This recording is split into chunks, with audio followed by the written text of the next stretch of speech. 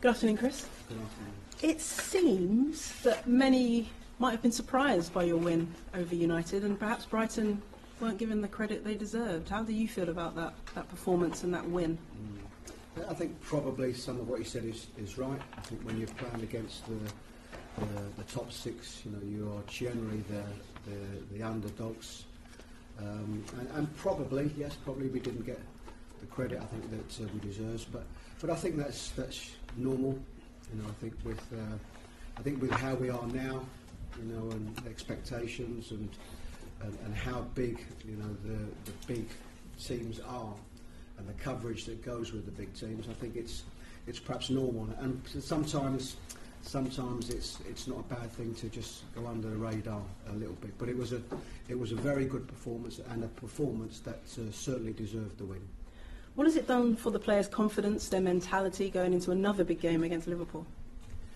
Well, I hope it's done a lot, because an away game at Liverpool, they almost don't come any tougher than that, and we'll certainly need to show a lot of the qualities that we showed in last week's performance. I think what it has also done is it allows us to go to Liverpool with 3 points. I think it's perhaps quite daunting if you've lost your first two games and your next game is Liverpool. So I think it hopefully allow us to go there with a little bit more confidence, a little bit less pressure. There isn't anybody that would expect us or see us winning in that game, and I think we've got to approach the game in a manner that will allow us to get something. How much are you going into the game thinking about your away form and the fact that an away win's been quite a long time coming? Are you focused on that in particular and fixing that stat? I think as regards fixing it and improving it, that's the challenge that we set ourselves, going into this season. But you never go into a game thinking about them things. Our approach going into every game and every away game would be exactly the same. How can we best get a performance? Against the top six, it's generally going to be a different type of game. They're going to have the bulk of possession, and that'll be no different at Anfield on Saturday. But there isn't one game that we go in thinking that we can't get a result. That's the challenge for us. The challenge is to improve our away form. Our home form is what kept us in the division last season, and it was very good. But we need to improve away from home. And as I said, they don't come any tougher than Anfield. Your defender Balogun has played under Jurgen Klopp's teams, or against Jurgen Klopp's teams in the Bundesliga. He says he expects it to be much faster, more intense than the game against United. What are you expecting? Do you think he's right? Yes, I do. I think the way that they play, that's their game. They're a team that play at a very high tempo. They've got a lot of pace in the team, and of course in probably you could call them a front six, a three in midfield with very, very good movement, and of course, I don't have to tell anybody about the ability they have in a front three. So yes, the tempo of the game I expect to be very fast. That's what they've proved already this season. That's what they showed last season, and they've made good additions to the squad. So I expect nothing different than that. You've already highlighted how big the top teams have become in terms of taking in foreign talent, spending millions of pounds. You haven't gone that route. You've almost shown your, faith in English players that have played in the lower leagues, and you've kept your faith with them. Glenn Murray has come out and said he's glad that you've done that. He's happy with the club policy of doing that. Is that something that you've set out to do on purpose? Is that your policy? And do you expect other teams to kind of follow suit in that way, putting more investment in young English talent? Well, no, but what we have done, I think we have invested, and we have invested in foreign talent as well. And as regards any competition you have, it's always going to be about making sure that whatever team is on the pitch is doing well enough to show that sort of faith in. If I look at what we brought in and how we recruited in the summer, it's taken some of them just that little bit longer. Some we brought in a touch later than others. Some are on World Cup duty. We've got a couple that are injured at the moment that are pushing and pushing hard. And you know, whether it's somebody from our own ranks or somebody that's been here for a period of time that's in the side of somebody else, it's about doing well enough to stay in there. And certainly, if I look at the team and the players that we have had for the last few years here, you know, they've worked hard enough, they've developed well enough to warrant still having that inclusion in either the team or the squad. So I think we've got a good balance here, but ultimately it's about the ones that are on the pitch making sure they do well enough to keep a place. And we've just heard recently that Steve Sidwell has retired.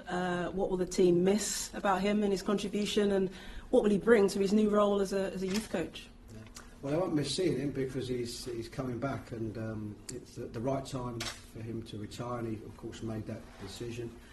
We will miss him, the quality of the player experience that he has, but we'll also miss him in the change room. He was a big influence, somebody that has played at a very, very good level, and one of the players before last season that had, you know, Premier League experience. But we are delighted that he's coming back, and he will be working in our academy groups, as will Liam Rossini.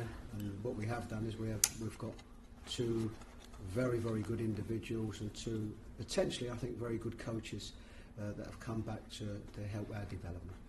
And just finally, could you just update us on any injuries within the squad, particularly Lewis Dunk?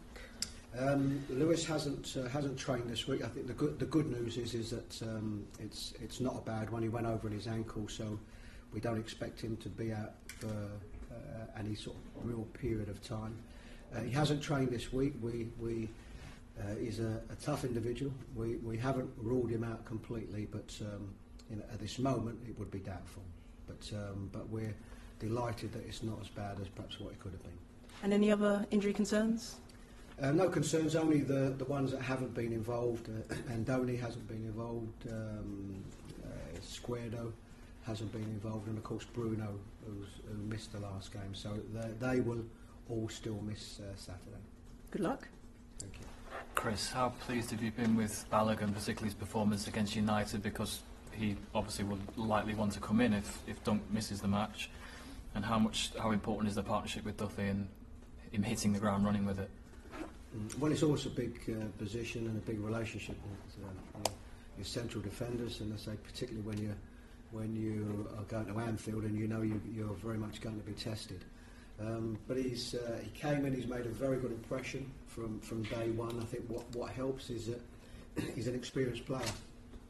He's played at a good level, he's played in a few positions at the back, so I think somebody like him coming into a game against Manchester United wouldn't have been fazed by it at all, and generally has taken it in his stride. So a very good addition for us, and you know that's the reason why we brought him in. Do you, as a manager, hope to have a headache when Dunk gets fit and you have to choose between the two of them? Yes, I want as much competition as possible, and the more decisions that I have to make, it means people are pushing, and you always have to make them decisions. On facing Liverpool, do you have to put more into dealing with pace and the power that they've got, giving yourself that extra half yard, things like that? Yes, I mean it goes without saying that we're up against a Liverpool team that were very, very good last season, got to a Champions League final, and circumstances had been different. Might have even won it. And that have recruited in the summer and recruited well. So we're looking at, for me, an improved squad. We will have to defend well, and that's for any team. I think going to Anfield at this moment, with the quality and the pace that they've got, you will have to defend well, and that will be, I think, the basis of what we will have to do, and have good periods of the game ourselves. What we have to be is a threat. If you are defending for 90 minutes, then there's only one outcome.